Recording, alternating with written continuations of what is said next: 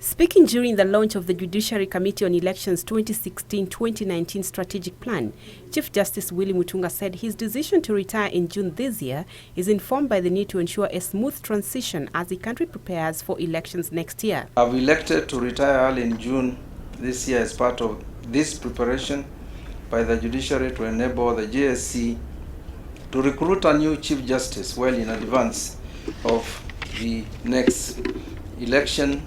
Mutunga said Kenyans must reconsider the constitution and ensure that the Supreme Court is given enough days for hearing and determining a presidential petition. When a country has a moment to review and further perfect the Constitution 2010, it should consider the proposal to amend Article 140, Sub-Article 2 of the Constitution to extend the period of 14 days therein to 30 days to give the Supreme Court sufficient time to properly determine the presidential petitions and without exposing the country to an inordinate delay in settling any dispute.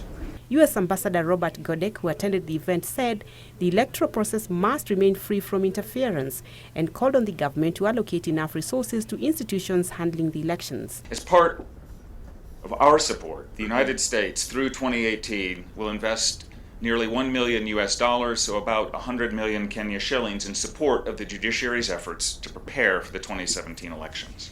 He said corruption in the country remains a major problem and called for support to the government on the war against corruption.